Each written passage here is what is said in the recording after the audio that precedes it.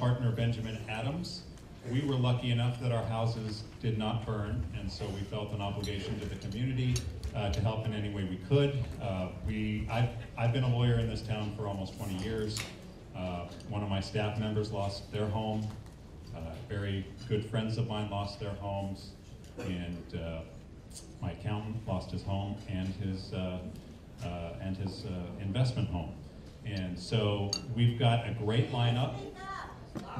We've got a great lineup. This is the first time anyone's told me my voice isn't loud enough. We've got a great lineup for you folks. 15 plus speakers that, quite frankly, my partner was mostly responsible for organizing. We've got everyone from Catholic Charities here, Mike Hogan, the permitting expert here. We've got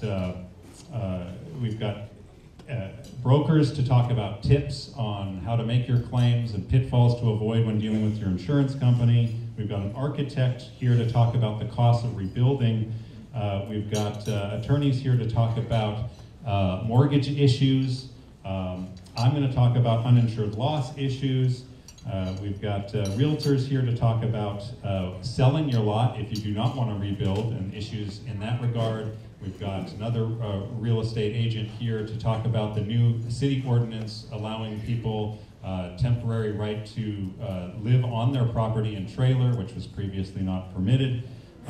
We've got Team Rubicon here. That's a real treat. That's a group of veterans that as part of giving further to their community, as if veterans haven't given enough, they go around helping people clean their properties. Absolutely amazing. We've got a grief counselor here. Everyone, we got more. We've told everyone they have about 3 to 5 minutes to give great subjects. So we got to go. This is my partner, Ben Adams. He's going to MC. You'll hear from me later. All right, thanks everyone. I told Ryan that we'd get him out of here, so we're going to get started. So back in the old days, when losing one house in Sonoma County made the newspaper, a tree fell on Ryan's house. And he learned the hard way of something that you're all about to experience, which is paying a mortgage on a house for years that you don't have anymore. What's interesting, though, is that Ryan is probably the preeminent real estate attorney in this county.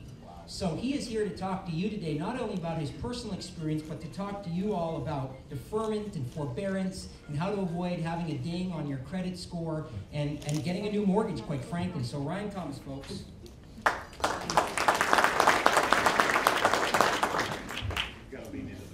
Thank you. The preeminent real estate attorney in Sonoma County. I'll take it. Yeah, so Ben's right. I've been here. This newspaper was dated January 2010, and a tree fell on my house, not far from here, maybe a mile, and that's my wife, that's the tree, and I had to move out of my house for 18 months while my house got repaired. Now, I concede we are on a much bigger magnitude, but been there dealing with my mortgage company, been there dealing with my insurance company while I rebuilt. Thankfully, I got the opportunity to rebuild, and all is well today, but I feel where you're coming from in dealing with this process, and it will be a process. I was gone 18 months, and I was a one-off experience, so I think you're probably hearing that from the professionals that you're dealing with. A big part of what I do day to day is in the world of mortgages, and I just want to point two things that are potentially going to confront you these days, maybe even now. The first is, when you borrowed to get your house, you signed this thing called the deed of trust. This deed of trust is sort of the contract between you and your lender, in addition to the note, which memorializes how much money you borrowed to buy the house. There are a couple of points in this deed of trust that you need to be aware of. The first is that this deed of trust actually obligates you to restore or repair your property if it is economically feasible. Now, for those of you whose homes are completely gone, that may be less of an analysis.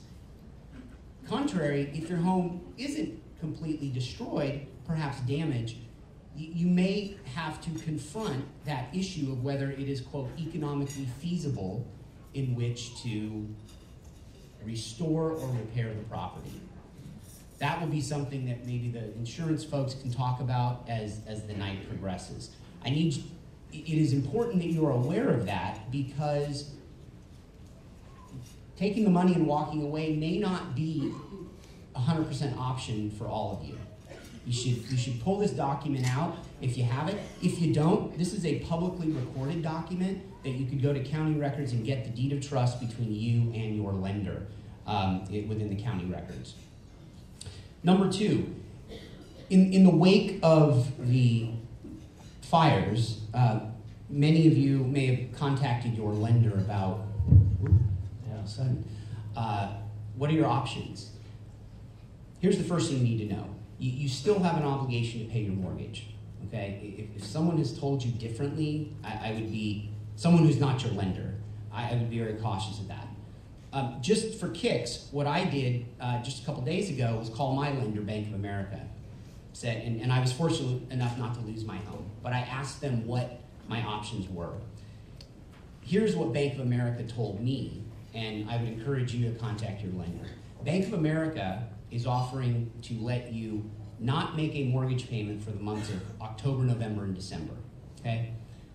The catch is, come January, you have to make all 4 of those payments. October, November, December, and then you make your January payment, right? The term forbearance and deferment kind of get mixed in this world. So I wouldn't get hung up on those labels when you're discussing this with your lender. I would really look to form over substance. So you all chuckled when I said you have to make 4 months of mortgage payments in 1 month. So while that may provide you with some temporary relief today, you're kicking that can down the road till January, when you're going to have to confront that, okay? And the second thing, you really want to ask your lender about that. You want to certainly confirm with them any or lack of negative credit reporting that goes with that. I don't believe there should be, but you want to confirm that. And then to the extent you're going to explore any of these options, the old adage of get it in writing would certainly be advisable, okay? Those are the points I wanted to make. I can leave you a card in case people have, feel free to email me, no charge. I'm happy to share with you any specific questions you might have. What's your email? Thank you. I will, should I leave a card to give you emails? Just Yeah, my email is rthomas, Thomas, at Johnston, JOHNSTON, Thomas.com. Best way to reach me, and I will respond as quickly as possible, all right? Good luck. Thank you.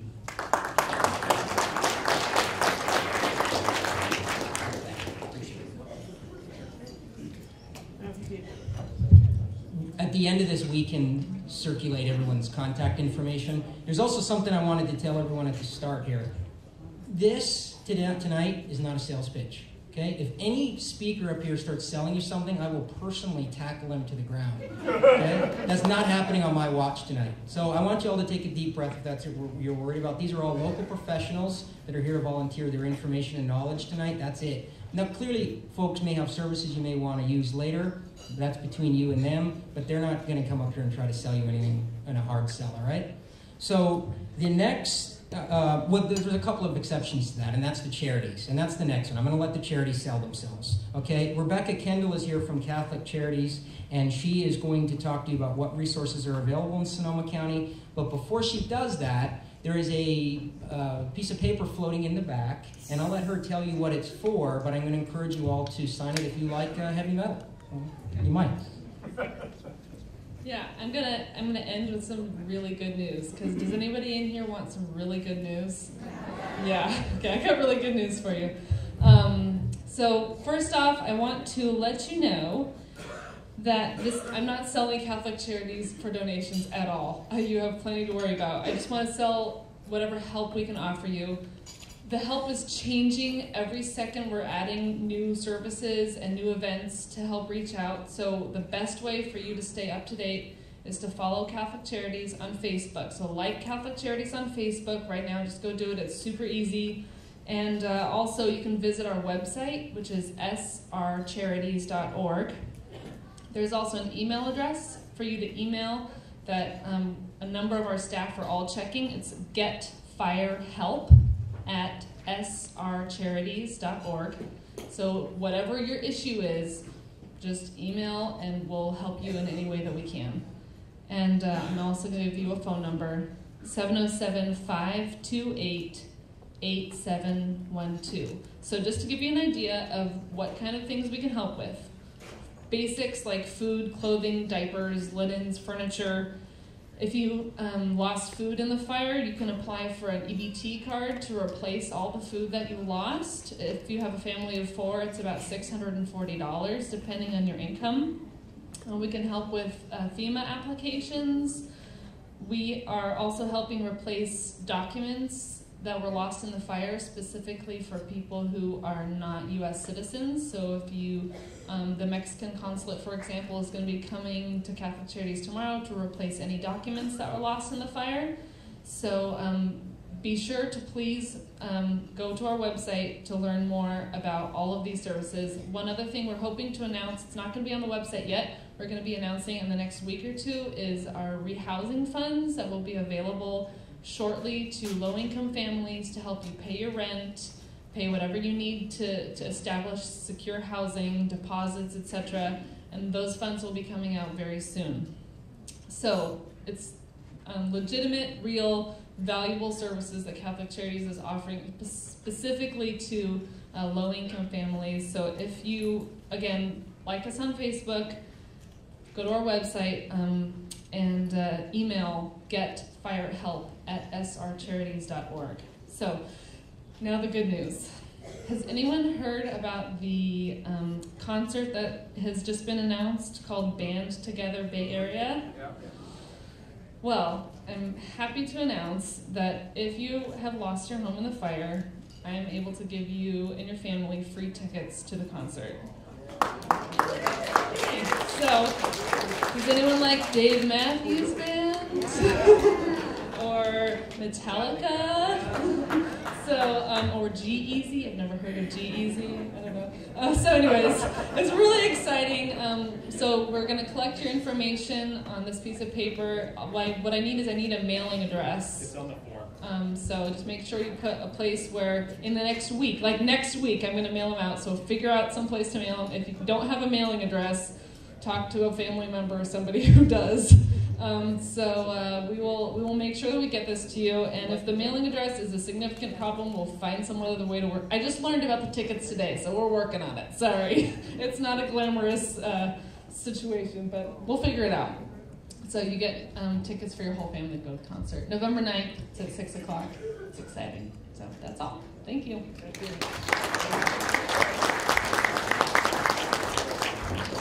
So those sign-up sheets are in the back, and please use them. And the intention of that is to give that to Catholic Charities. And also, if anybody wants an update from our ongoing information from us, we intend to use it for that purpose as well with your email address. If you don't want that, put an X or something beside it. We'll respect that. But obviously, there's going to be a lot more information coming out on some of these topics, and we're happy to share that with you as we learn. It's at AT&T Park. Oh, it's at AT&T Park. Okay. Giants are hosting it. Okay. So the next speaker is, might be a little bit tough for some of you. Some people don't want to hear about this, and I totally respect that. And the reason that we thought it might be a good idea to have her here is that even if everyone in this room is doing great, even if you all got it together, there may be people in your neighborhood that aren't. There may be elderly people, there may be some kids, there may be somebody that's not doing so great. And so we asked Robin Stewart, who's a grief counselor, to come and talk to you this evening about just recognizing some of those signs and some of those stages. So even if you don't need it, maybe you can help somebody else if you see somebody else not doing so well, because you know what you folks have gone through is, you don't need me to tell you. So here's Robin Stewart. Well, I'll try not to make you miserable. Anyway, I'm here, and I have to know who I'm talking to. So by show of hands, how many of you are parents? Okay, so you're who I'm talking to, is all of you. So stages of grief are interesting because when you go through them, you're thinking from a parental or adult perspective, and you think you know your kids, and you think you know them pretty well, and you think you know what you're looking for. But the truth is, most kids who are going through grief don't demonstrate to you with your untrained eye that they're suffering in any way. The children tend to behave more normal than adults do through a crisis. It's kind of like familiar behaviors come out that you recognize and you just sort of normalize. Ah, yeah, they're acting like a little jerk, or they're being impatient, or they're wanting my attention and interrupting me a lot. But you're not really recognizing that something more is going on for them and that they're processing grief very differently. So what I want to do is just give you a few pointers to understand what you can do to take care of yourselves better during this time, and also to take care of your kids better. Fair enough? Okay. So adults, the things that you guys need to be watching for in terms of your own symptomology is depression, anxiety, and sleep disorder. Those are the 3 top things that show up for adults who've gone through a crisis like this. And what's interesting is when you go through a disaster, what happens is you have a lot of support very quickly. There's a lot of talking. Everybody's talking. Raise your hand if you resonate with that, okay? And it gets to the point where, although it gets you through the first couple weeks of the crisis, it actually starts to become a new crisis. A crisis of over-information, over-processing, over-talking about it. And you start to get to a point where you just want your life back, or some stability, normalcy. Do you resonate with that? Okay. And so part of what happens psychologically is you trick yourself as adults into believing you're stabilizing because you don't want to talk about it so much.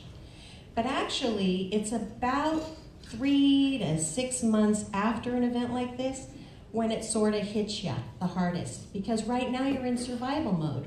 Right now you're all coping. You're just finding a place to live, where you're going to get your food, how you're going to get the kids all in a comfortable bed, how you're going to deal with school, all of that kind of stuff, jobs, everything else. And so even though it feels like you're starting to get your act together, in fact, down the road, you might wake up one day and not be able to sleep, not be able to have an appetite, not find pleasure in normal activities. And usually adults get to this place where they start to say, it's just me, I'll get over it. But if you've ever had any prior condition, like a post-traumatic stress, or you were in the military, or you had loss in the past, or other things are occurring for you, these become more significant problems, and you start to notice you don't have the coping skills. So what I'd like to recommend for the adults in this crowd is look for those significant things: anxiety, depression, sleep disorder, okay, loss of interest. In the future, sleeping too much is another sign of depression. And that's a good time to think about talking to a counselor if you haven't already. For your kids, what you're going to be looking for is slightly different. For your kids, you're going to be looking for fearfulness that's pronounced and irrational. Okay? Regressive behavior. Let's talk about that. Bedwetting, tantrum throwing, resistance. The big old word no, no, no starts to creep back in. No, I won't do it. No, you can't make me. No, I don't want to go. Are any of you hearing this yet? A lot, and nobody? Oh, that's shocking. One person, okay. Clinginess and separation anxiety. Anybody seeing that yet? Okay. So change of their natural personality. So, for example, if you have a very outgoing kid and suddenly they're acting very shy and hiding behind your leg, or they don't want to meet new people and they used to be the one who was the first one out trying to make a new friend, that's a change of personality you want to watch for. Poor concentration and distraction, making inappropriate jokes, causing disruptions in classrooms, talking in class a lot, things like that. These are actually expressions of sadness in children, believe it or not. So also lack of interest in the usual hobbies or activities, not wanting to hang out with their group of friends, not showing any interest in their friends anymore, overall combativeness and disrespect or irritability. So those are some of the things you want to look for with kids. And it's really important if you see these things after, here's your magic number, guys, 3 months. So if your kids are still demonstrating this behavior after 3 months from the disaster, from when this all sort of began for you, that's when you need to start thinking about maybe your child needs to see a counselor. All right? Why 3 months? Because it takes that long just to stabilize and start to see what filters through.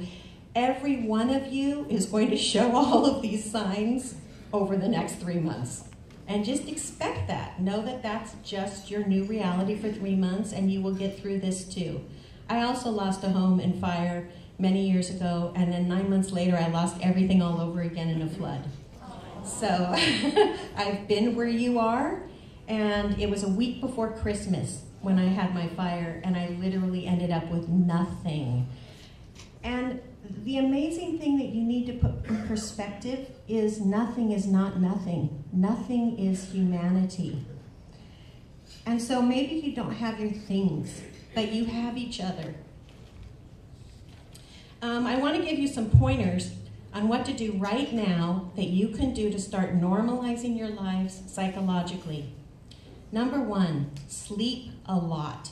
Your brains have been traumatized. The best thing that you can do, the most natural healer on the planet Earth, is sleep. So if you can sleep, when you can sleep, sleep a lot. Let your children sleep a lot. Reintroduce sleep hygiene time every night. Get up at the same time every morning, but try to allow yourself 10 hours of sleep if you used to be an 8-hour a night sleeper. 2, take care of your kids first. Your home comes second, okay? First, your kids. If they're okay, everything else is going to be okay. Next, put some flowers in your hotel room or wherever you're staying. Clean up your clutter, organize your space so that every time you walk into wherever you are, you're not feeling burdened by mess or chaos or frustration. Just taking a couple hours to organize, go buy some plastic bins and put labels on them and stack them up wherever you are so that everybody knows where everything is, and that will reduce a lot of stress. Only watch comedies. It's so important. I don't care what your position is on Trump, turn off the news. The only thing you need to be watching right now is comedies or alerts that are specifically relevant to what you're coping with right now. Next, make small lists for each day. Don't have a long-running list. It's overwhelming and your brains can't deal with it. So the longer your list gets about what you need to do, the harder your day becomes. Does anybody resonate with that? Okay. Make 3 to 5 things on a list per day, and only one big thing goes on a list every 3rd day. Give yourself some breaks. You're not going to be any more successful trying to get everything you need to handle done in a week than you are if you give yourself a month to handle the same things. Because you can't move the train. The train's going to go at its own pace. So give yourself a break and take it slower. Do all stressful talking and planning outside the earshot of all children under the age of 16. I don't care that they want to hear what you're talking about or they want to give you opinions about where you're going to go and what you're going to do and whether you should stay or whether you should go. Or do not let them hear it, because they do not have the emotional maturity to handle it. And then they're going to be stewing all night and all with their friends, processing your family's drama, but with no power to implement anything around it. So don't let them participate and don't let them listen. Couples, the most important, how many couples do we have? Okay, the most important thing that you guys need to realize during this time is that alignment between you is always the right answer. It is never the right answer that one of you knows best, ever. So everything you do, the important thing is to reach alignment. Even if you think you had a better idea about how you're going to do whatever you're going to handle, keep the marriage strong or the relationship strong, be each other's best friends, watch each other's backs, and remember that is what's going to hold the family together, not whatever actions you take through this hard time. All right, I think that's it, guys. Thank you very much. I did want to give 2 resources for free counseling, if I could. I'm not selling it, but anybody who can take advantage. I have to tell you, there are literally hundreds of psychotherapists who have signed up to give you free counseling. All you have to do is make the contact. Absolutely free. They won't ask you for anything. So one is RECAMP, which is the local community for marriage and family therapists here in the area. And I think that they've organized volunteers to give up to something like 30 counseling sessions over the next year per person. The other is, if you contact info@She Recovery, we have a list of people who speak German, Spanish, and Russian, as well as English, who are waiting to give free counseling sessions. Okay, thank you.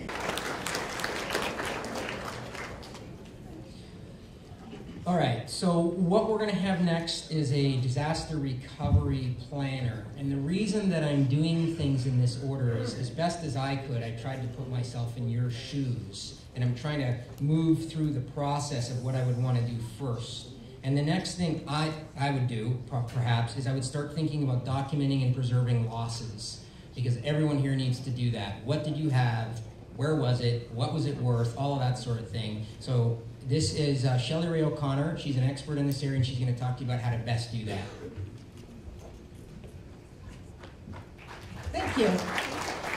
So I'm sad to be here, but I'm glad that I'm able to hopefully help some of you. One of the first things I want to tell you is my information is that you can reach me at fire support at CPR, the number 4, biz.com. And I'm telling you that because you're going to start filling out forms. And those forms are going to be overwhelming and overpowering. And I have set up an arrangement with Songbird Community Healing Center where I have walk-in hours from 7 to 9 a.m. Tuesdays and from 2 to 5 on Thursdays. And my entire goal there is to hold your hand while you deal with forms.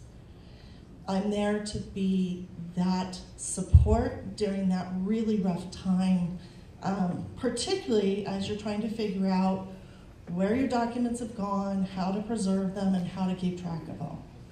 So I want to give you some ideas of how you can get started. You've probably all seen the posts across all the various things saying, make a diagram, throw in your furniture, throw in your electronics, and then start making your inventory list based on room to room and keep the areas separated. That's a great place to start, but it can also be an overwhelming place. But let's look at some unusual places that you might find some support for that. If anybody has had an organizer through their house or their business, that organizer often takes before and after pictures. That means your stuff was documented and they've got those pictures. So they are a great support system during this time.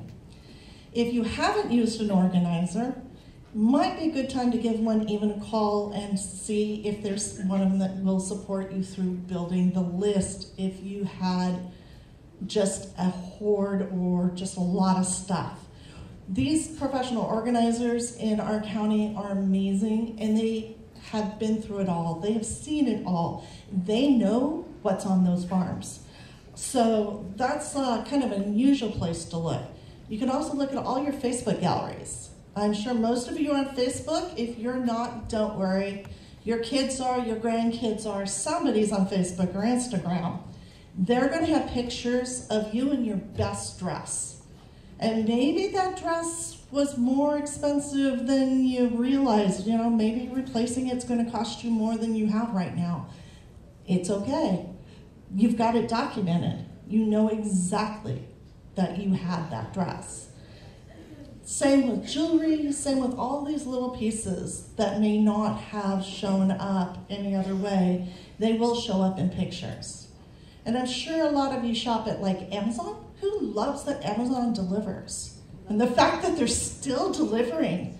I mean, amazing. Target delivers too, by the way, which is really handy if you don't want to lift things. And guess what? They keep all those lists. So you have them.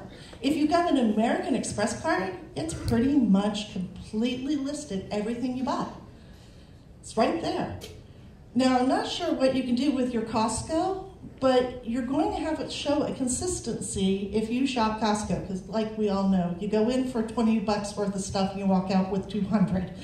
So you're going to see that consistency in your checkbook and all of that. You're going to be able to add those up across your checkbook, an average amount.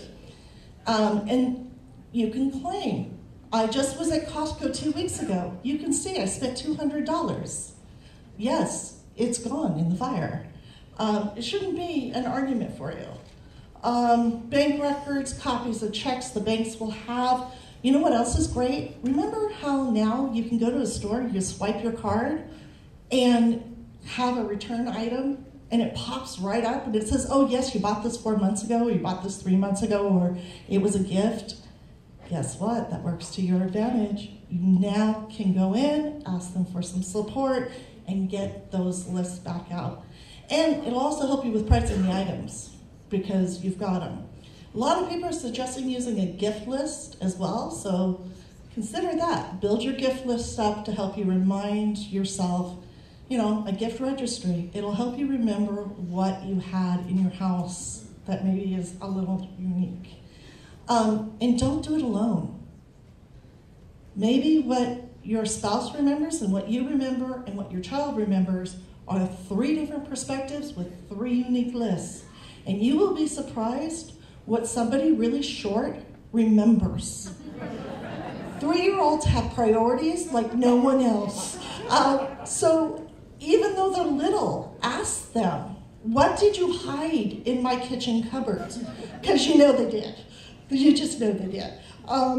But keep your areas separated. Don't worry about the fact that, you know, there are things hidden in your kitchen cupboards. They are. Think outside the box. And if you need further support and help, please give me a call, give me an email. I'm happy to support you through this process. It's a long-term process. It should be a 3 to 5 year process, honestly. And I'm here for the long run. So, thank you.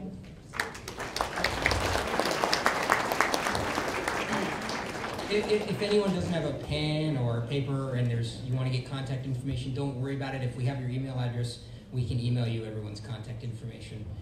The next speaker up is Traz Atkins, and I realize a lot of you folks may have completely lost your house, so this is not that useful because he's going to talk about smoke.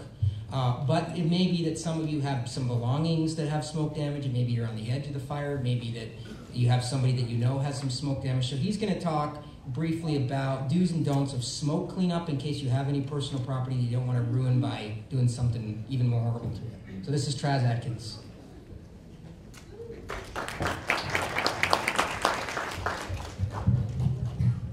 On the lighter note, can anybody figure out with my accent what part of California I'm from? Tennessee. Who said Tennessee? You got it.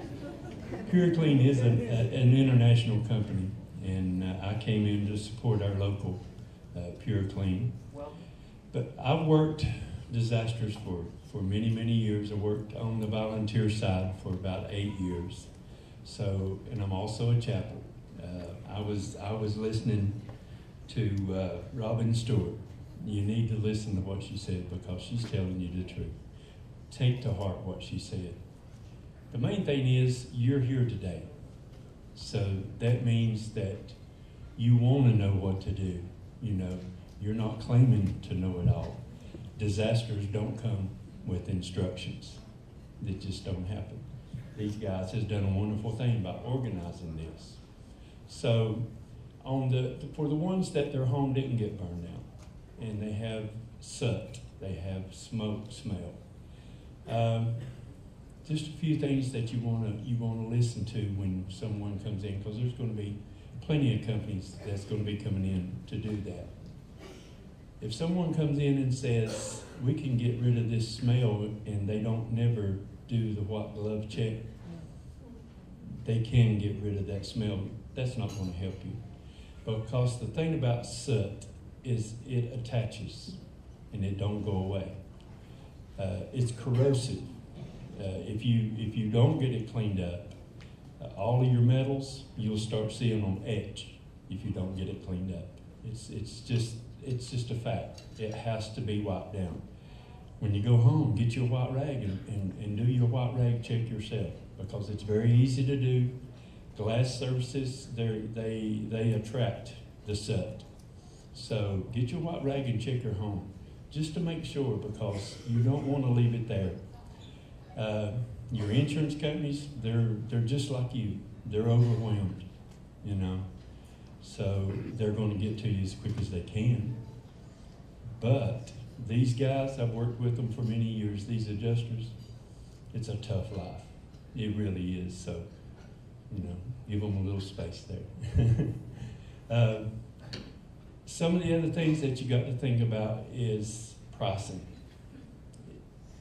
There's a system that's called Xactimate that we go by. If someone wants to give you pricing just off the top of their head, be cautious. See, we don't set our pricing. Our pricing is set already. All we do is enter in what we do, the work we're going to perform, and that's it. We can't change that. So be aware of these things. You know, you don't want to hurry. I know you want to get your home back. You want to get back to normal. But as everyone else says, it's a process. It's not an easy process. I'm a chaplain, so I've worked in these disasters, and I hurt for you. You know, God gave me a big body, but He gave me a big heart to go with it. So, you know, I feel what you feel. So don't be in a hurry. Absorb all of this information that these guys has put together for you, that you can absorb tonight, because you're going to need it. It's a process, and it's going to take time. Thank you.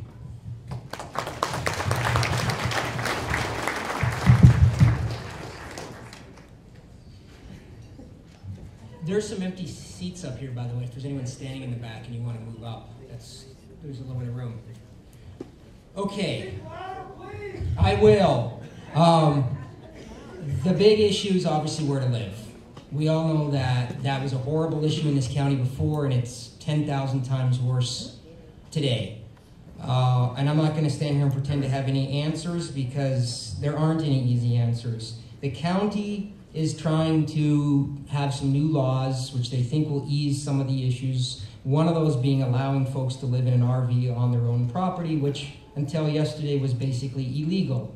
So what I have next is an attorney here in town who's also a real estate broker and an agent, Robert Bialkin, and he has parsed out that ordinance, and he's going to teach everyone who may want to live on their own property in a trailer the do's and don'ts and what the law now allows as of yesterday. Robert Bialkin.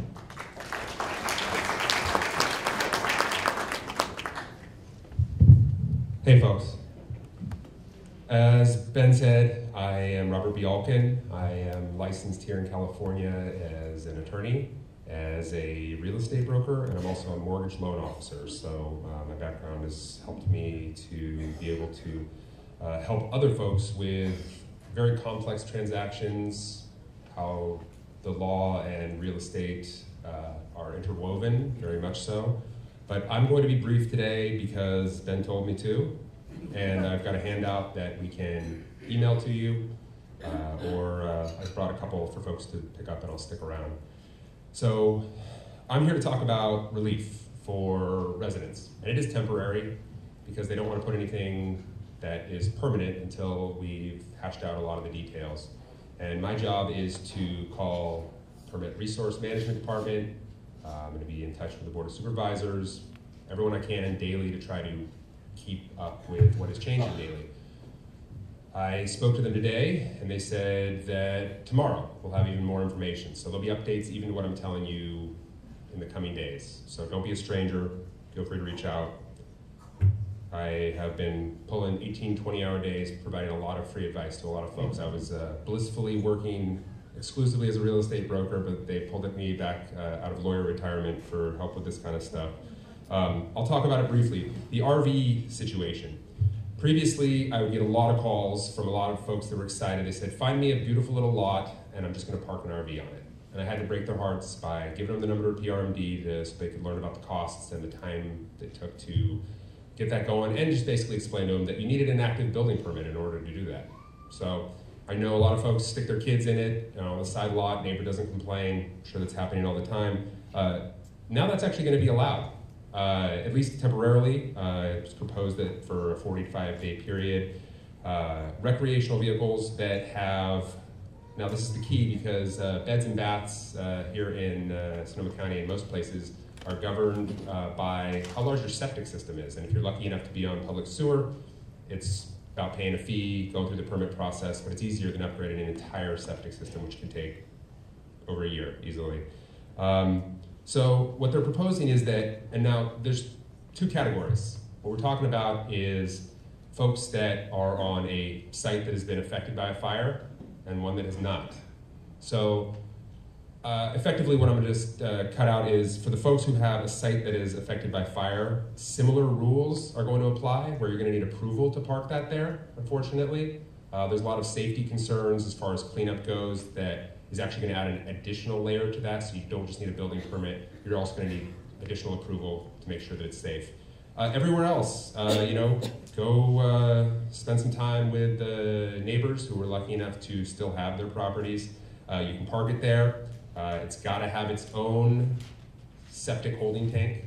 Right now, one of the things that I'm keeping an eye on is the ability, if we go past the 45 days, to be able to tie in to existing septics and to be able to keep those RVs there a little bit longer. But for now, it's got to hold its own waste or have some sort of tank to do it if you want to do it that way, and it's got to be regularly maintained. The other thing is that for the folks that do have a fire damage site, they will be allowing an RV on there, but like I said, it is going to be subject to the same stringent safety concerns that were already in place. One of the other things that I added that Ben didn't exactly ask me to talk about is the granny unit situation. Here in Sonoma County, we call them accessory dwelling units, and there's a lot of different things. There's a granny unit, which is actually more of a mini house. It's got a kitchen, it's got a bathroom, so there's square footage limits on it. There's also what we call accessory or second dwelling units, which is, pool houses, guest units, which is close to the house, doesn't have a kitchen, doesn't count as an additional bedroom, but it's for you and your guests to stay in so that you don't have to have them in the house. Usually they have a half bath. But that there's a proposal that we allow folks to rent those. So get ready to hit up your friends that have pools and ask if you can get into their pool house. Because this is really going to be coming down, and temporary, it is changing daily. But like I said, I'm here to talk about relief because I can't tell you how many folks I am inundated with calls saying, find me a place, and I am. For a lot of folks, I lost my voice, it came back just in time to be able to take care of these folks. But I'm gonna have the handout for you. You can ask me questions, I'm gonna stick around, and I'm gonna be the person who's in charge of staying up on this day to day. So please do stay in touch and stay well, and let me know if there's anything I can do to help.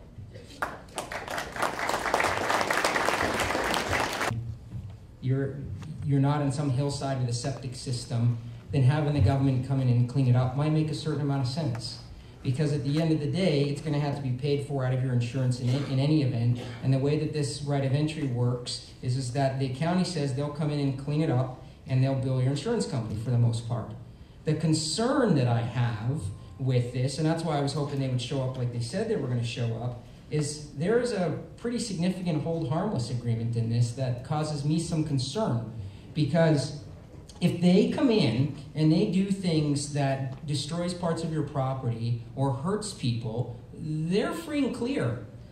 some lawyer for the county actually wrote that they're going to be free and clear of everything, including personal injury and death. So if they kill you on your own property, they're free and clear. That's not me making that up. That's some county lawyer. So, or one of them. If one of them trips right. and falls on your property, they can well, sue you. Then that to me is a big problem. And see, the problem I have also is the county sets out what its obligations are in paragraph 4, but then in paragraph 5 says, but if we screw everything up and even kill you, we're not paying you a nickel ever. I'm not so sure how that's supposed to work. That being said, this is an enormous environmental issue. A lot of you folks have some toxic goo on your property. That needs to be made to go away pretty quick. It can't sit there forever. It is going to affect the groundwater. I'm not trying to tell people what to do here. It's not my place to do that. I'm just going to urge you to ask a lot of questions and to think about it. I'm sorry they didn't show up. I arranged for them. They confirmed they were speakers. They're not here. There's not a whole lot that I can do about that. Okay.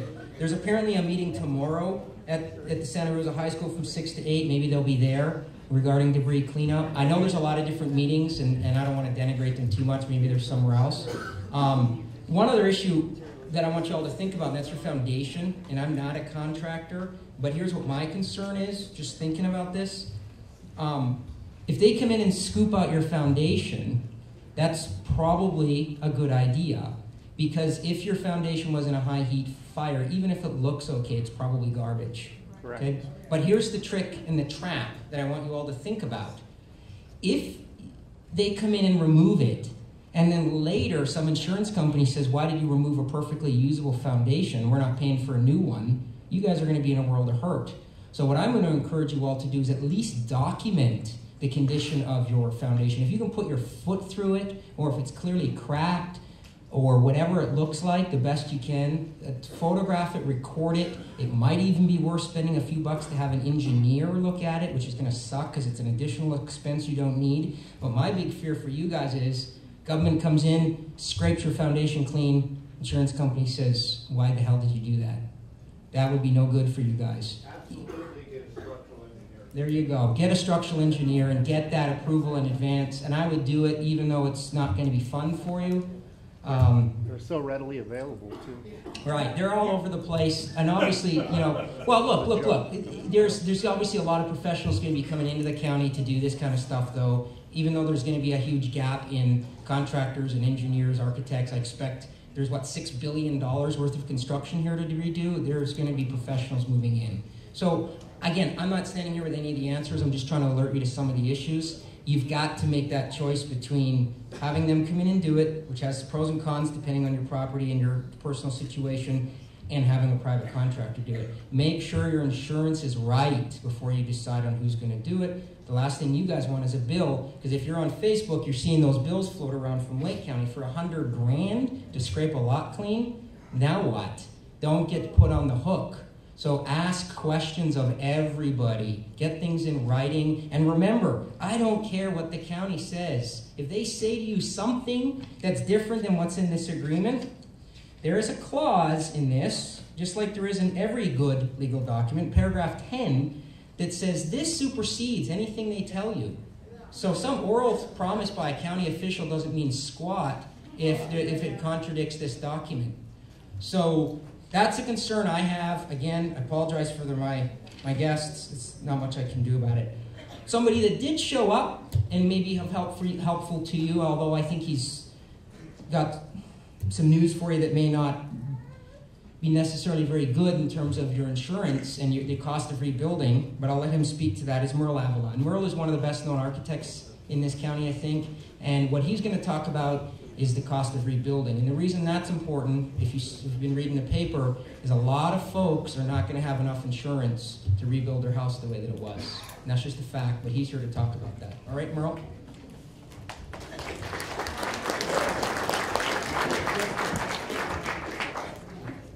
Wow. Good evening. First of all, sorry for your loss. How many people here have had their houses burned down? Okay. I want to thank first both Jeremy and Ben for inviting me to be here. Wow. So he's put me on a path to talk about a couple of things. I'm going in a different direction. So I have, my company has been in business since 1956. We've done 50,000 buildings. I've done more than 5,000 buildings that have been affected in this fire. A lot of you have contacted me. A lot of you have been at my front door. Lines have been going around my building. If you see a plan like this has been our title block since 1956. We have your plan. We have every plan we have ever done. Okay? We are happy to give you a copy of your floor plan and elevation for free. Okay? Now, the first thing is, we got to figure out, did I do it? Okay? And that's a problem, because every plan we have done is right here. So when you call and you say, I don't know where I lived, my dog died, I go, wow, what do I do? Well, I lived in Fountain Grove. You have my plan. I know you did it. What's your name? Well, I have to think about that a minute. Okay. So then I have to try to remember who I did the plan for. Every single person, I have seen their face.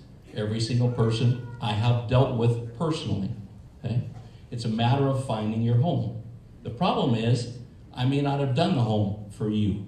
I may have done it for 2 people before that. So you can tell me your address, but most of the time in the past, addresses were not given to a builder until they turned the plans in to the county, city, to get a building permit. Then they assigned an address.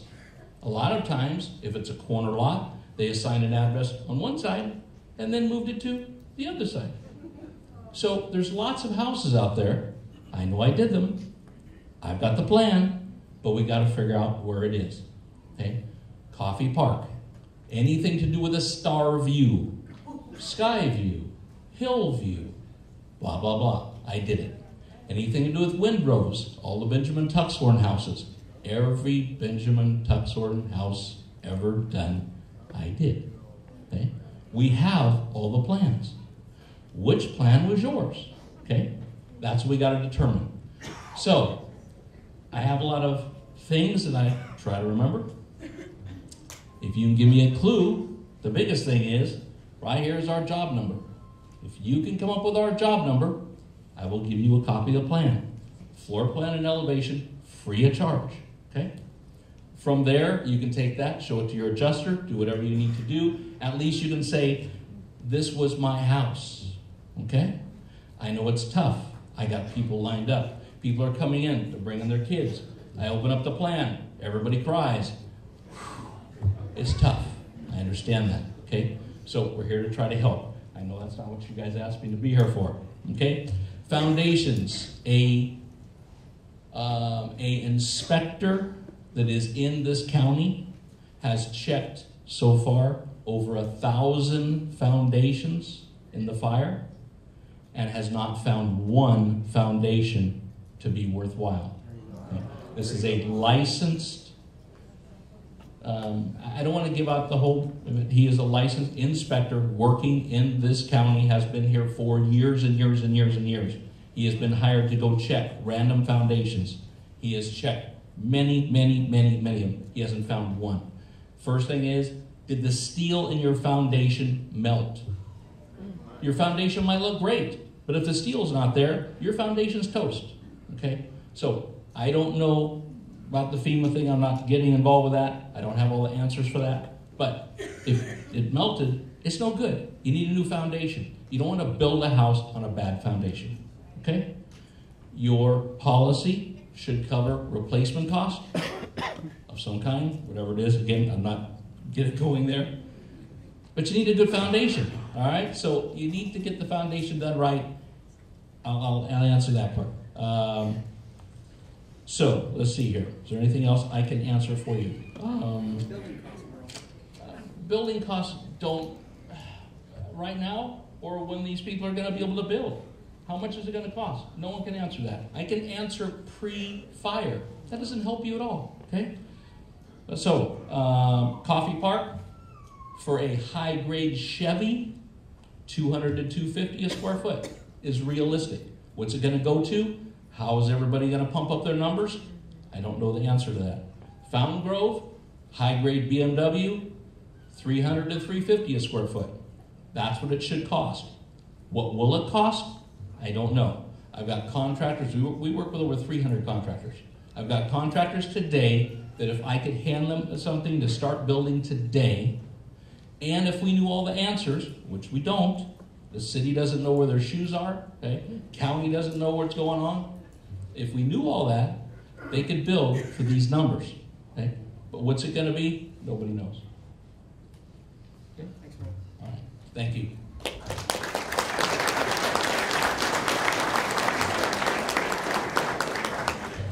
Merle's point about foundations is well taken. I think we all know that the foundations are in real trouble, but the point I wanted to make earlier is insurance companies are not your friend. Okay? And just because it's obvious your foundation's cooked doesn't mean that later down the road they don't try to claim that it wasn't. So please document it. Insurance companies are not your friends. You just have to trust me on this. Every dollar they don't pay you is a dollar of profit to them. That's just a fact. And so please be careful about that. Don't assume that just because it's obvious to you that later somebody's going to be reasonable. Take photos, get expert help, record, get things in writing, ask questions. So the next... Do the same footprint or expanded footprint. If you do the same footprint and you get a set of plans from Merle, it's still going to need sprinklers. Everybody seems to be shocked by that, but we have to bring it up to code. So it needs sprinklers. It's probably going to need some structural analysis. And then number 3 is the permit processing.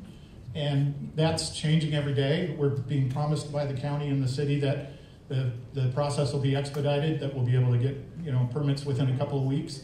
I'm hoping that's true. And then finally, there's the construction. So there's a matrix of decisions to be made. And for those people that want to think about rebuilding, and David made a good point that as far as the adjusters go, you're thinking about rebuilding. There's nothing wrong with changing your mind later. You can come to our office and we'll run you through this flow chart, and you can figure out at the end of it what's it going to take for each of these elements, and at the end you'll have a plan. And Daniel's out there. I don't know if Tracy's still here. We've been helping people already. 10 people so far have been in our office, and we've run through this flow chart that we created, and it gives you a plan. It gives you some stability. It lets you know what you're in for, and then you can walk away feeling a little bit better. And we're doing that just, pro bono or whatever the term is. So come on by, visit with Dan or I or one of the other structural engineers, and we'll get you set up on a rebuild plan, and then you'll have something to make the decision on. That's about it for me. What about an owner-builder? Owner-builder situation is a good situation. One of our first guys, Jim Roach, is going to do an owner-builder. Owner-builder. That's a good way to go. Would you tell us your name and company name again? Mike Hogan from Hogan Land Services. We're right down the street, 5 blocks down on the left. Building Land Services? Hogan Land Services. Before you go, Mike, Uh-huh. can you just tell, before the fires, how long was it taking to get a typical building permit from the city? 12 weeks. How long, and how much did that cost? 35 grand, 40 grand. Yeah. They are going to waive the fees. That's what they're saying today. Can you get a permit for the cleanup and stuff? You can do that privately. You can do that with a private company. You have to get a demo permit. And, people, the whole idea of ripping out the foundation, if it's bad, it's bad. Forget it. But the whole idea of ripping out the foundation disturbs the soil. So the new foundation has to go into 18 inches of undisturbed soil. But now you have 18 inches of disturbed soil. So do you have a 36-foot or a 36-inch deep footing? We don't know that yet. We don't know if they're going to come scrape everything and then recompact the soil, or if people are individually going to have to remake their site, or just how that's all going to work. And as we work through it, we'll find out. Mike, can you guys foundations currently in the current state? Yep. Yep. You won't stamp them, that's not what you just said. We can't stamp another professional's plan with our stamp and then just submit them. So we have to go back to the professional that created the plan, and we have to work with them. And, you know, in the case of Merle, he's right here, so there's no problem. There's other architects that may not be around here. There's a lot of Fountain Grove architects that are from out of town or down south. So we've been in contact with a few of them, and as we need to work through each situation, we'll work through. Some. Everyone, I know you all have a million questions. We have just a few speakers. Mike and his team's going to stick around. If I open this up to permits, we're going to be here till 3 in the morning of 2040. Can we just stand by? There's only a few speakers left. We're running through this pretty quick, and you guys can talk to Mike. Fair enough? We'll stay around. Is that all right, Dan? Okay. So the next up is I've got Mike Buford. And Mike... Thanks, Mike. Mike Buford has been doing large-scale fire repair contracting for almost 30 years. He started with the Oakland fires, and you know some contractors, and there's nothing wrong with a contractor that does 1 or 2 houses at a time, but Mike has got a lot of experience in large-scale disasters, and he's here to talk to you a little bit about the contracting process in terms of hiring a contractor. How does that all look? What do you guys need to do to get this whole thing started? So Mike, come on up.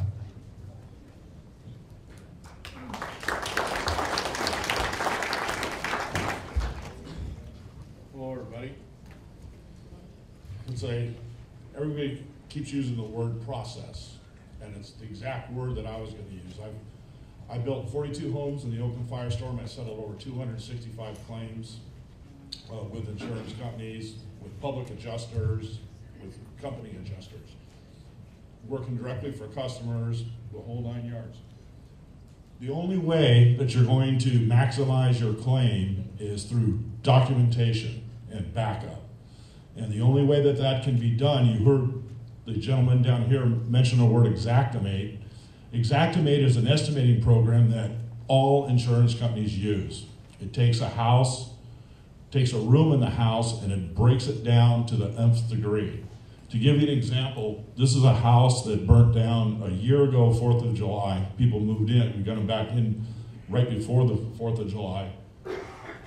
But this binder right here is the estimate for the insurance company for that house. It was about a 3,000 square foot house, about an $850,000 loss.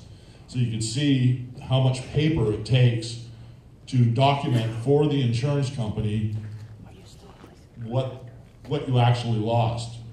Right now they're using an Xactimate program that's called a residential valuation. And so what they're doing is, and it's to your benefits, what they're doing is they're going on Zillow, seeing how much your house was worth, how many square foot, how many bedroom, how many bathroom. They stick in some finishes, and it gives them a ballpark number of what they think the replacement value of your house is. Then they're giving you some money to get going. Now that estimate is not a hard, fast estimate to rely on by any means. What you're going to have is somebody make an Xactimate estimate in order to maximize your benefits. As the gentleman said before me, there's a bunch of different coverages. So what you have to do is you have to estimate the original house as it was. Then you have to make another estimate just for the code upgrades. There's landscaping, appurtenant structures, which are other structures that could be on your property. These are all separate estimates that have to be presented to an insurance company for it to be done correctly. And then what they do is they plug in like economy, standard, above average, custom, or premium. So there's a bunch of different grades for your home as far as how nice your finishes were that comes out with that price. Again, they're saying the process. Again, they're saying relax and take your time. That's what you have to do. The way I usually explain it to people, there are 2 speeding locomotives. The first locomotive is going this way, and that's the insurance documentation settlement process. And you gotta let that engine run and let her go. And the other one is the rebuilding process of hiring architects, engineers to design your new home so that you can get a permit so that you can rebuild. As far as your foundations, it's my experience when there's large catastrophic fires like this, foundations are gone. If you look at your foundations, they have a pink color. Concrete is a chemical. And so what happens is it changes the concrete chemically, and you'll see it turn pink, and that's why it crumbles and stuff. So I don't think there's a lot of people that have to worry about whether to save it or not save it, because it's going to be gone for that reason. And then the other reason is when the structural engineers come to design your brand new home on your old foundation, the cost of the upgrades, because they have to take the loads for the house from the roof all the way down through the dirt, through the foundation into the dirt. So the old foundation won't calc out, so you'll have to upgrade it in the least. And so by the time you fix it, upgrade it, it's a lot more cost effective just to replace it. So I'm sure that's what's going to ultimately happen. And so the main thing is documentation. There's a lot of really good builders out there. There's a lot of really, really good builders out there. There are a lot of really nice guys that know what they're doing, but you can't go to your insurance company with a 2-page estimate that just kind of lists out how much it is to rebuild the house. You can, but you're not going, they're going to come back with an exactimate estimate. They're going to ask for more information. It's going to confuse the process. And so, that's one aspect. The other aspect is everybody's asking, how much does it cost to rebuild?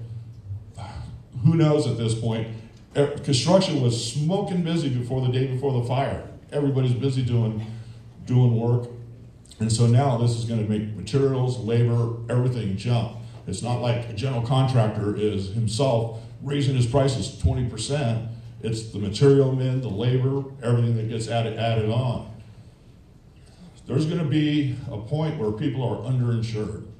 Again, in my experience, I've been doing this for over 30 years working with people who've had fires. A lot of people are underinsured. And there's a couple of ways to attempt to recover that money. And one is to basically go after the insurance company and or your broker for not selling you enough insurance. And that's these guys' department. Leave it up to them to go after, or ultimately, nobody knows how the fire really started, but if it was PG&E and trees, then they can hopefully go after PG&E also to recover any money that you're short. But that's going to be a resonating program across this room is people that don't have enough insurance or enough insurance coverage. So you're going to have to be really, really careful on what you spend your money on as you go through hiring people. And so it's really tough. It's really tough. Just take your time. There's a lot of really, really nice people out there that want to help. But there are bums out there, so you got to watch out for the bums. But just like everybody here, most people are really, really nice people. I'm here to help. I'm going to have more work than I can do. So believe me, I'm not here to hustle my wares in any way. But find somebody that can help you and that can give you the right documentation for the insurance company.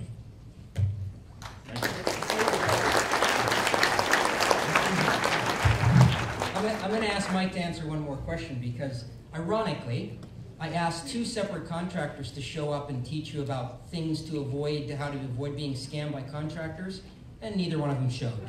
So I was going to quickly ask Mike here, what are some of the questions, if you've never hired a contractor, you should be asking somebody if they show up and they want to rebuild your house? I mean, how can you avoid the guys that are going to take advantage of you? Is there anything you can teach them from your experience?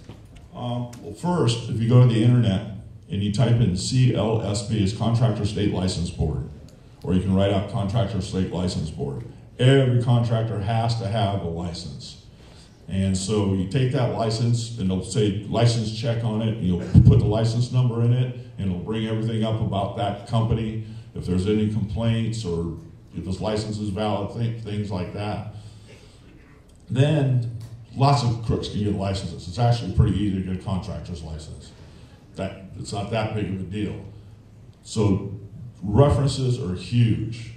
And I would definitely check references that they, and there's just 2 components. Are they just building for you, or are they helping you document stuff for the insurance company? You get people, I've done insurance work before, and it's like somebody saying they're a builder, they built a doghouse before. You got to make sure that the guy knows what he's talking about unless you hire a public adjuster or get some kind of other professional help like an attorney. But There's also other ways that people really don't think about checking references, is you can ask the guys where do they buy their lumber, where do they buy their concrete, where do they buy their spike, what subcontractors do they use, and call the lumber yard. They pay their bill, are they good guys? And I would bet 99% of the time that, oh yeah, those are great guys, but it does help to check. And everybody's going to be out to help and protect all of you. Like I said, there's always going to be people out there that want to take advantage, but most of the people want to take care of you, most of the people want to help you. And so the same thing, I'm going to be available for questions. I'll be more than happy to hand out my number and stuff. I'll try to answer as many questions as I can, but again, take your time. It's no hurry. No one's going to be rebuilding their home for quite some time. I worked in the LA earthquake, I worked in the Oakland firestorm, and what they did in those disasters was they set up separate building departments. And so they rented an old Safeway or something that's out of business, and they set up a separate building department just for fire victims. And I don't know if they're going to do that here, or Santa Rosa, City of Sonoma, or County of Sonoma, and so on. But that's what's been done in the past. But the main thing is, it's all about the money. And you got to get the money out of the insurance company so you know what you're spending. And I want to touch on something. The insurance broker gave some great information. All these guys stole a bunch of my information, I was going to say. But if there's actual cash value, so what happens is this building burns down. It's got carpeting here. It's $1,000 replaces carpeting. But because it's 5 years old, it's only worth $500. So that's the ACV, the actual cash value of what this carpeting's worth. That's what they pay you today.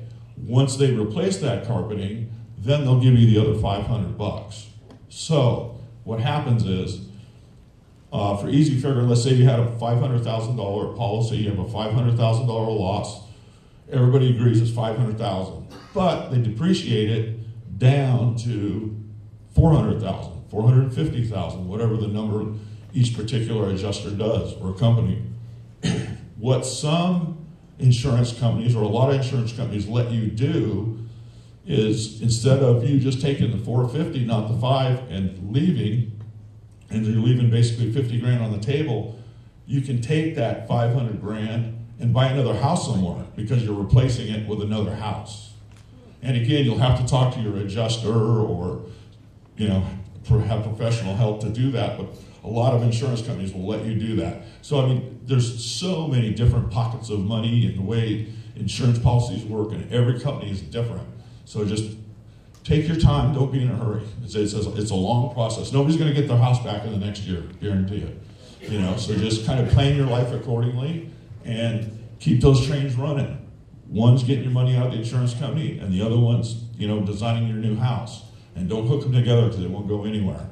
But you have to, stay on the insurance company, because it's all about the money. You have to have the money first before you can hire. You need money to pay all these professionals. So, thank you very much. Hey.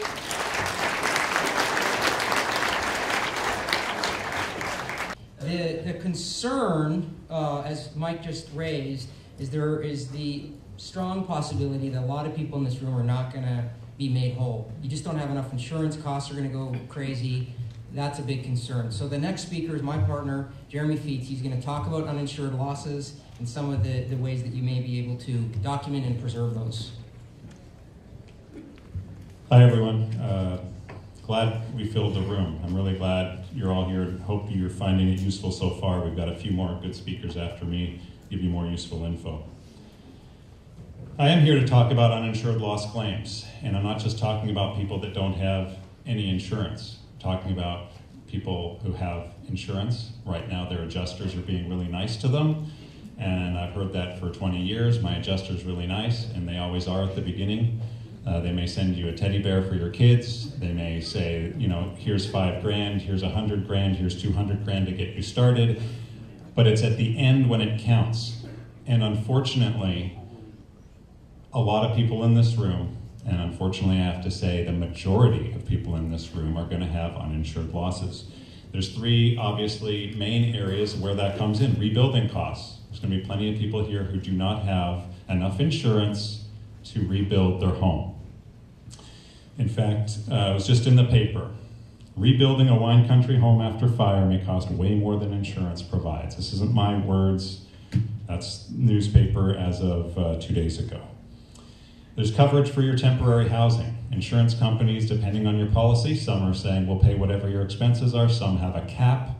But right now, it's hard to find anywhere in Sonoma County to rent. And I've seen people renting what used to go for $2,000 a month, asking $7,000 or $8,000 a month now. And of course, the other area is contents coverage. There's the whole depreciation issue. There's the issue that the insurance company wants to give you a depreciated value and then maybe pay you some if you replace it. But what about the things that you don't want to replace? Those are still losses that you have. So many people in this room are not going to get enough out of their insurance to make them whole, as much as you can hire every expert in the world to help you try to do that. So what can people do? There's only one real thing to do, in our opinion, and that's investigate the source of this fire and why it started. So we've started to do that. The fires reported 9/22 Sunday, it was reported electrical problem. 9/24 transformer explosion. 9:33 power lines down. This is the map that shows where and when all of these were being reported. 9:58 power lines down, power lines down, power lines down, power lines sparking.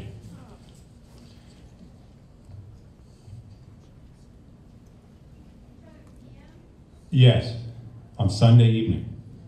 Long before people were running from their homes at 2 in the morning or 1 in the morning or midnight. These fires started at around 9:30. In fact, CAL FIRE has the starting times for the Tub fire at 9:45, the Nuns fire at 10 o'clock, and the Atlas fire at 9:52, which means that in a course of 15 minutes, the 3 major fires started.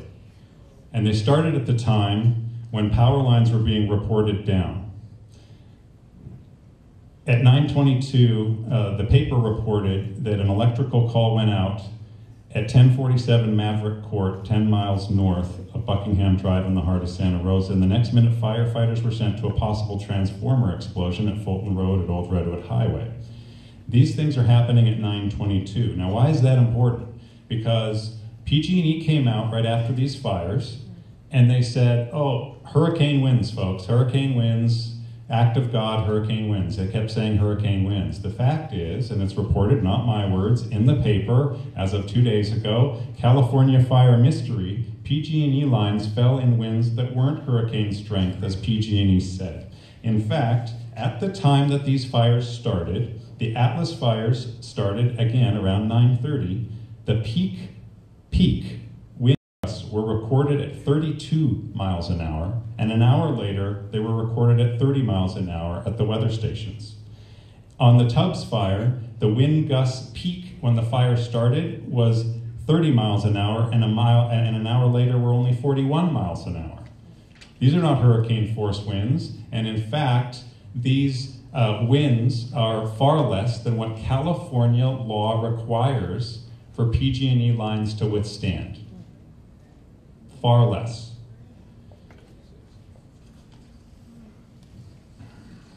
Now, I'm not here to rag on the PG&E crews. I was out of my home. I was mandatorily evacuated, and my kids were left my house at 3 in the morning, and they've been upset ever since, and I'm not going through what you're going through, but it wasn't easy to see that. I'm not here to rag on PG&E crews, and I say that they were great in getting my power back on. They were great in restoring power safely to our community. And the PG&E crews, the people that work at the ground level, they're fantastic people. They work overtime, they have families, they're husbands and wives, daughters and sons of people in our community, and I'm not here to rag on them. The fact is, though, the PG&E problems are not at the crew level, they're at the corporate level. PG&E is not a government entity. It is a for-profit company. Just like AIG or Big Pharma or a bank, They answer to shareholders on profits. PG&E at the corporate level is a convicted felon. The San Bruno fires, they were convicted of obstruction of justice, obstructing the investigation, and they are now a convicted felon. Years before that, they were found guilty of over 700 counts of criminal negligence in failing to do tree trimming. As a result of the San Bruno investigations, it was discovered and publicized, and these aren't my words, it was the words of the city of San Bruno in summarizing the investigation after the conviction, that the fires in San Bruno, the explosion that killed people in San Bruno was not an accident, but the result of 6 decades of PG&E executives putting profits ahead of safety. Putting off safety, putting off upgrades in equipment, putting off tree trimming, and it was decades of putting profits ahead of people that was found to have caused the San Bruno explosion. And we believe that it is those same decades long of putting profits ahead of people that caused these fires. That wasn't just erased because they were convicted of felonies in San Bruno.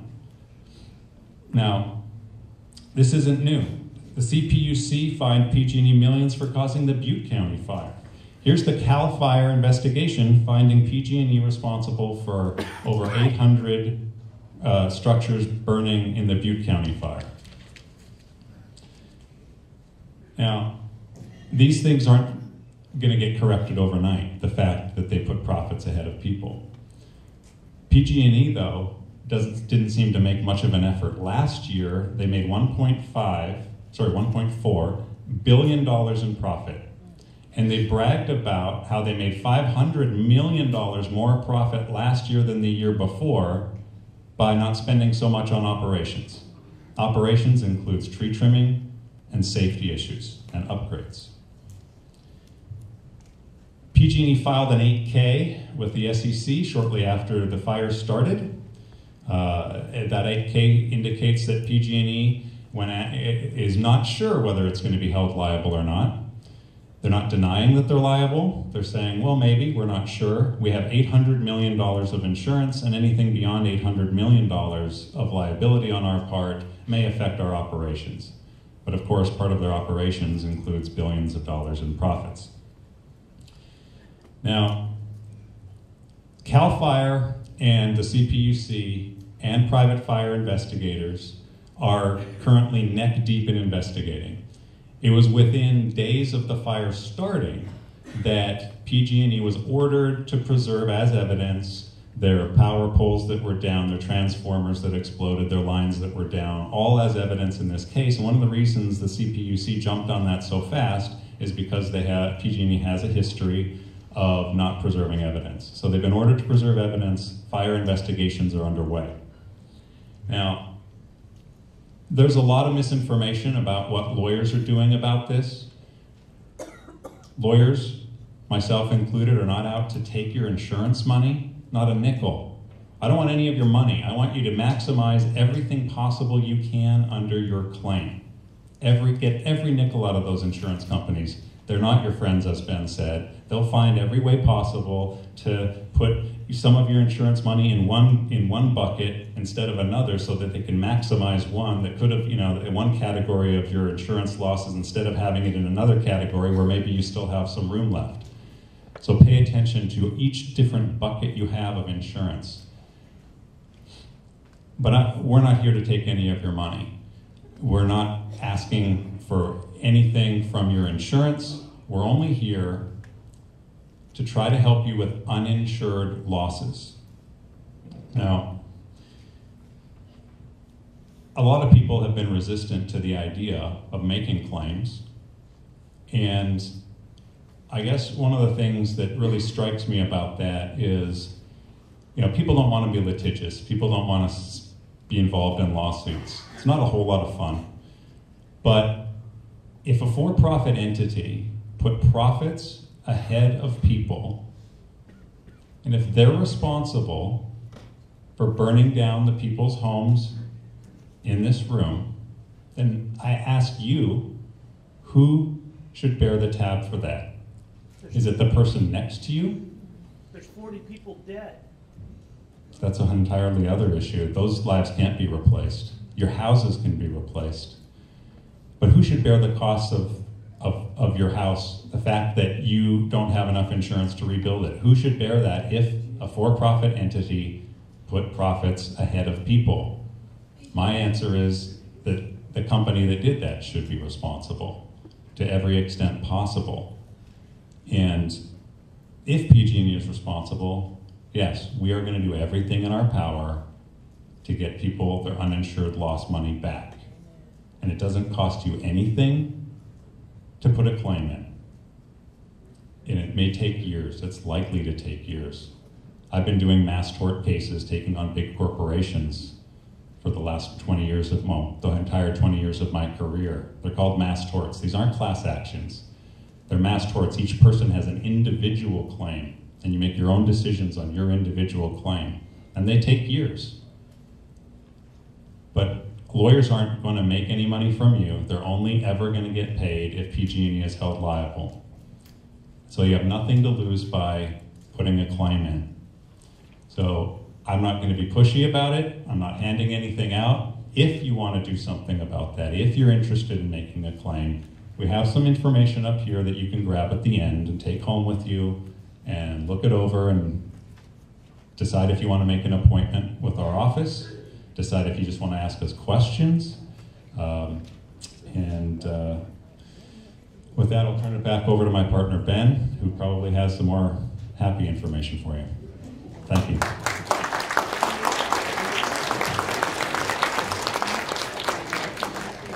Let me just add one thing to that, and I'm going to move on beyond it. Jeremy and I aren't suing PG&E right now. You probably saw in the paper somebody sued PG&E. There's no evidence at this point that they did it. So a lot of people are saying, lawyers, ambulance chasers, and all the rest of it. That's bullshit.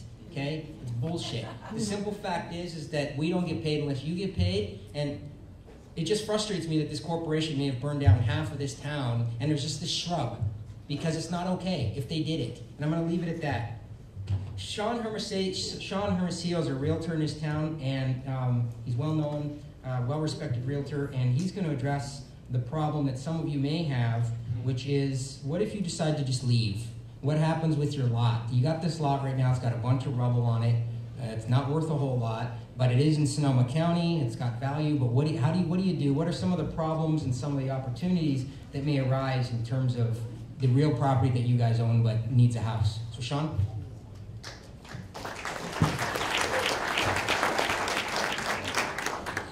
So I come from a unique standpoint because I lost a house. Friends lost houses. Many people in our office lost houses. One of my first brokers is right there, and before she lost her home. So I saw a Facebook post that said, from a client, I spoke to an architect, they don't want to help me. So what do? I'm a connector. That's what we do as real estate agents. We try to find solutions to problems that, help people get homes and sell homes and find rentals or whatever it may be. So through another Facebook post, I got information about another person who is a public adjuster, because it became a question of I needed to start doing investigation for my own family, and I'm in real estate, which we don't know what's going to happen with this real estate market. I don't know. We're on shifting sands. I mean, nobody knows where we're going to be. I think it's getting better. We're starting to get more information. And really, my job's been split half between trying to help people now find rentals. I'm not a rental agent per se. That's more LA-ish, Real estate agents don't normally help people find rentals. They're usually in abundance, but now they're not. Okay. So there's going to be 3 different insurance agents or adjusters call it 4 buckets to explain the insurance. I call it 3 buckets to decide as a consumer what we're going to do. There's a certain population in this room that has the money and the means to be able to sell the property because it's free and clear. And I've had one client that sent that post. She might move out of the state. It might not be affordable for her to rebuild. So she said, Sean, what can you do? I said, I don't know.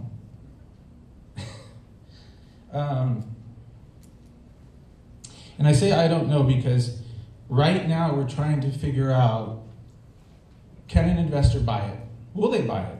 Do you need to go partial cleanup so you have a bare lot? So there's a lot of these moving parts that we all have to figure out. And what I've gathered from my situation, I lost a house in Coffee Park. I have pink cement. So I just learned something today. I have pink cement. So pretty good chance my foundation's toast. My intent is to rebuild because it was my first house and I had tenants and we had all of our stuff stored there and we were evacuated from that other house really close by. And now they're displaced. So what it comes down to is some people are going to end up selling their lot to investors or sit on it and wait till it's the right time to build. Some people are going to rebuild and not have enough money. Some people are going to rebuild and have enough money. What I have found out through the 4 things that we all have to do is investigate what our options are and research and read everything that's in front of you, okay? Question. And then I'm touching on a couple of things that everybody's spoken in different ways. Ask lots of questions. There's not enough questions that you can ask so you can completely understand this. And still, you might be still scratching your head like I am. Speak to public adjusters. They don't cost anything up front. You really learn some valuable things of what you should say. And not that you're going to be dishonest, but you need to say the right thing so they're going to pay you the benefit. And later on, if you decide to do something different with your home, fine, okay? But at the end of the day, you deserve the benefit of that insurance policy, so you rebuild. This is what I do know. If you go through the rebuilding process, that's going to take 2, 3, 4 years, and you get your ALE, all these acronyms that I never knew about before. Additional living expense. Typically, it goes from 12 months to 24 months. So it should cover most of us, right? But it could go longer. So if you rebuild, you have a good chance of reselling your property and hopefully the market maintains itself, where you could then move to Colorado or stay or whatever. But we're only going to grow and get back to where we need to be, Sonoma strong, if we rebuild. So, but there's really those 3 options. Is some people are going to sell, some people are going to get it cleaned up to a point where they can sell and make some money. And in my opinion, I think the best thing that we could do is rebuild. And I want to go over some basic statistics. I'm a numbers guy.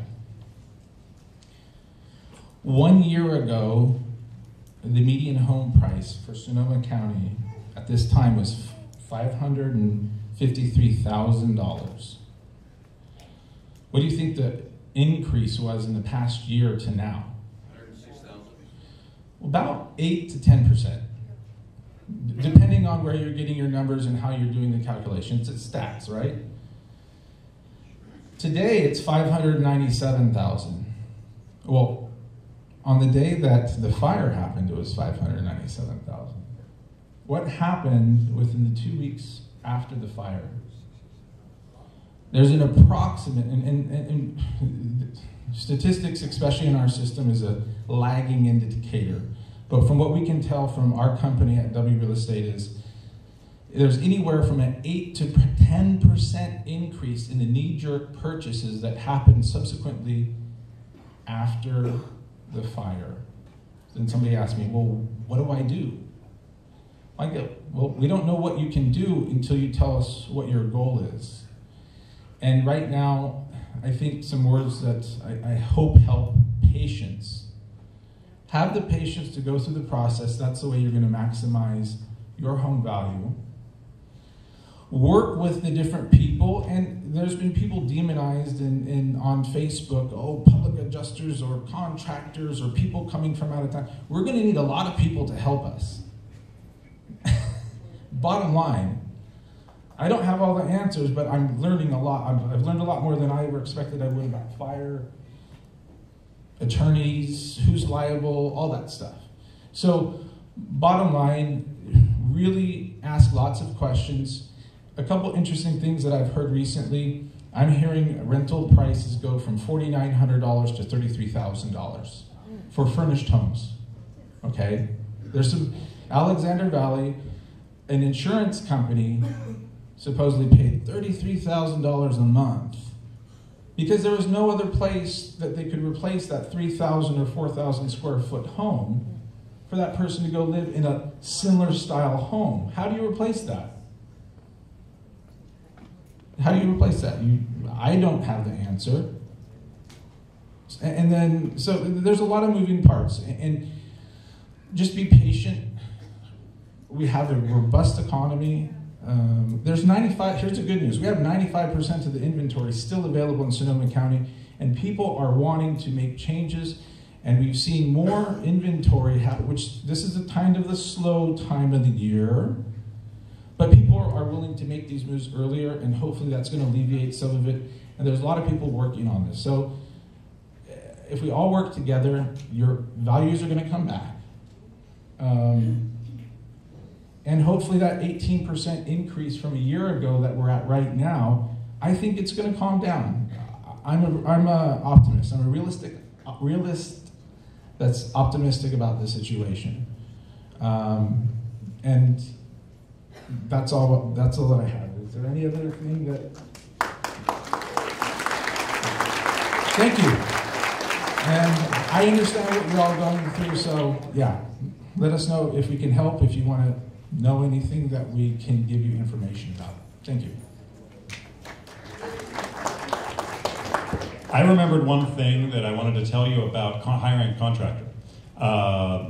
So one of the things that you need to be aware of if you have a mortgage on your property is that the insurance money, as far as building, they're not going to write you a check so that you can go pay the contractor. The insurance company is also not going to write a check for the contractor. The insurance company is going to write a check to you and the bank, and then you're going to go deposit at the bank. And then the bank can sometimes take months between those checks to pay the contractor. And here's the problem with that. You have certain draws. The contractor's building your house. So he says, okay, when the framing's done, it's 30%. And when the roof's on, it's another 30%, et cetera. And so what ends up happening is the contractor needs to get paid. The bill goes into the insurance company because it's done, and the insurance company goes, okay, here's your check. And then the check has to go to the bank, and the bank sits on it because they have to make sure their mortgage is protected, and it sits at the bank for 60 days while the contractor is screaming that he's not being paid for building your house, and he's not going to build the next part of it until he gets paid for the last part of it. And so you need to have a contractor who's willing to work with you to deal with the fact that there can be delays on payment, and a contractor who has the wherewithal to fund all of his workers and subcontractors to keep your house moving forward in the construction process. Because you can't have a contractor who goes broke and says, well, until I get paid that money from your mortgage company or from your bank, I have no money. I can't pay the subs. I can't do the next phase of your house. And you sit there, while the rains come and your house gets, rained on with no roof because the contractor didn't have the wherewithal. So you have to, if you have your cousin Eddie as a contractor, et cetera, and you want him to build your house, fine. But cousin Eddie better have the financial backing to be able to pay his subcontractors to keep your project moving. So this is a conversation you need to have with any contractor you want to hire.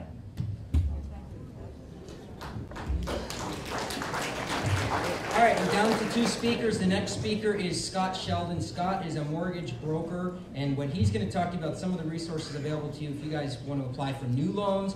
I thought it was hopeless. He told me that I was being far too negative, and there's actually some positive news here. So we're going to try to end on a better note.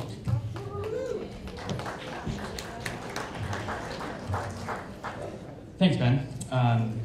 Jeremy, thanks for putting this on. I think we can all agree we've gotten a lot of positive information here tonight. And I was evacuated from my house twice.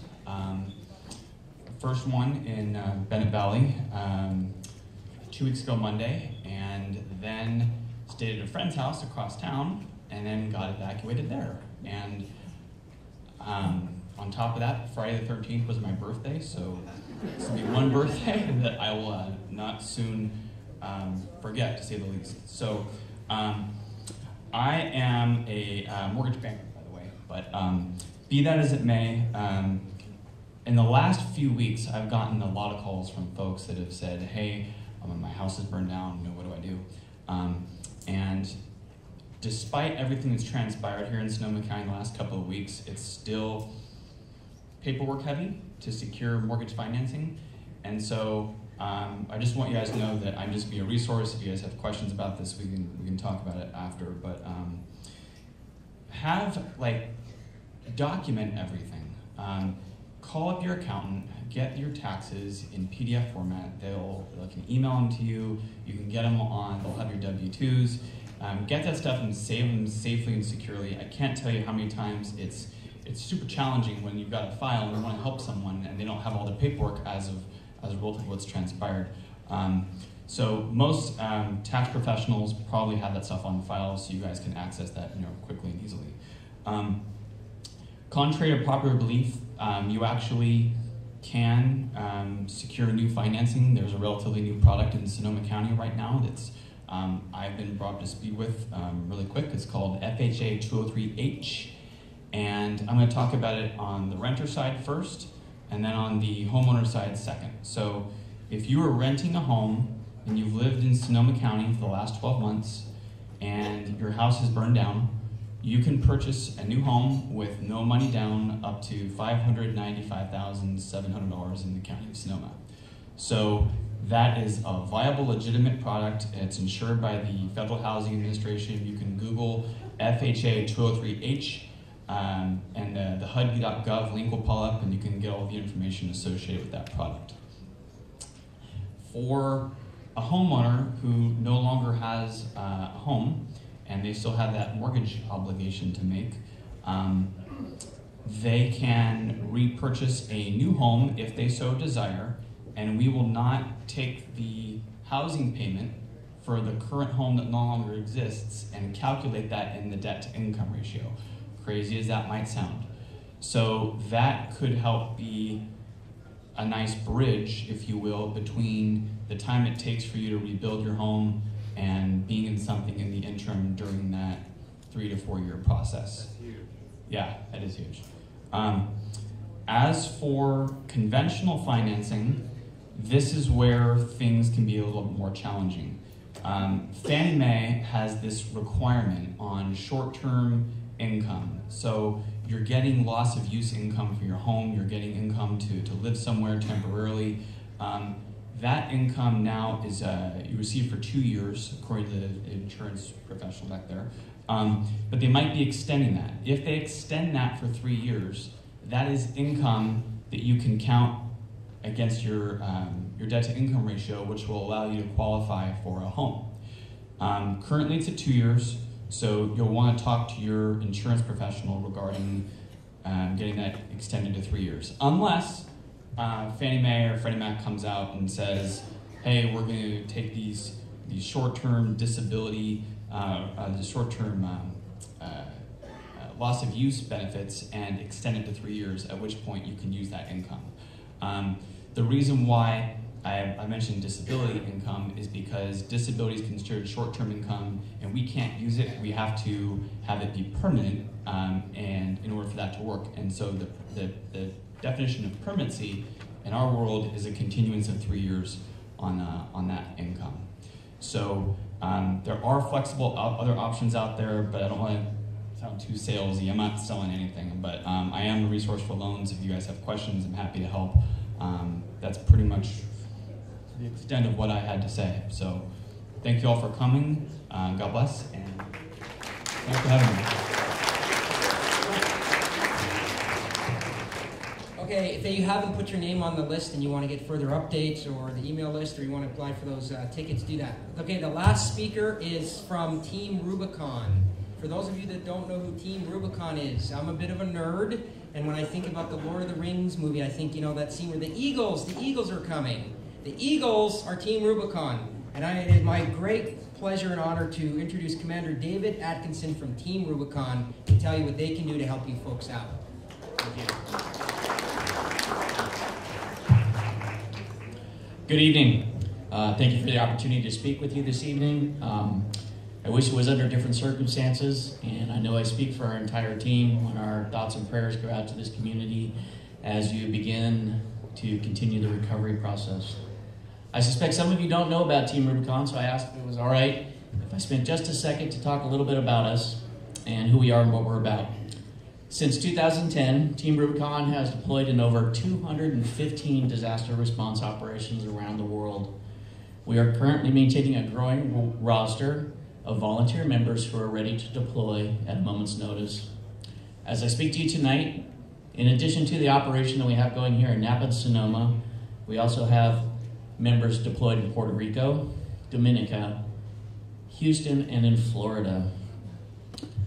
Our ranks are made up of military veterans, first responders, and what we like to affectionately call kick-ass civilians that have the unique skills and experiences necessary to respond safely, rapidly, and effectively in the wake of disasters.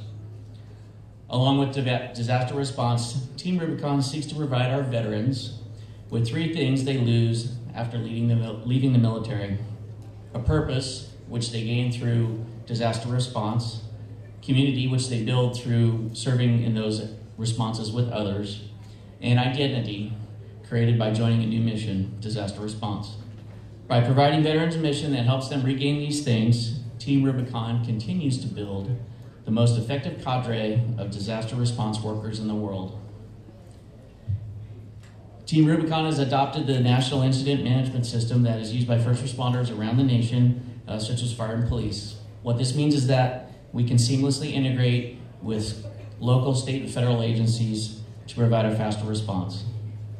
In between disaster response missions, Team Rubicon engages members in training, service projects, and social events so that we continue to build a strong, effective cadre of response workers. So what have we been doing here? So using this philosophy that I talked about above, we mobilized a team of folks from as far away as San Diego, Las Vegas, all the way up through Sacramento and Sonoma. And we came to the area, we assessed the needs of the community and how we could best utilize our capabilities to address them. Some of our members were actually evacuated, and one of them actually lost his home, but he's out with us every day helping others. We currently are billeting at the National Guard Armory here in Santa Rosa, and we appreciate their assistance in giving us a place to stay.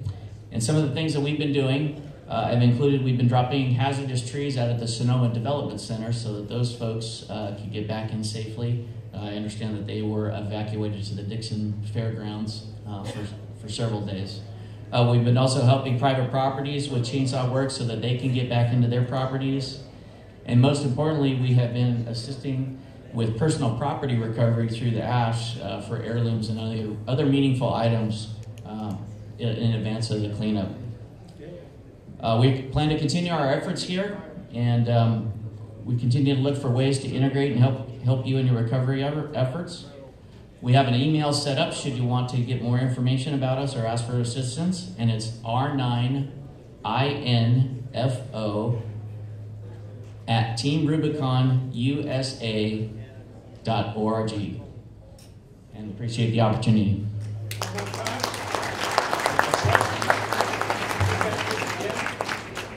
r9info@teamrubiconusa.org.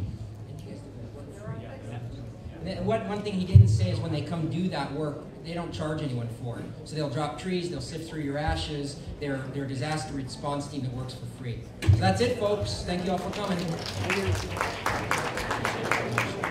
you.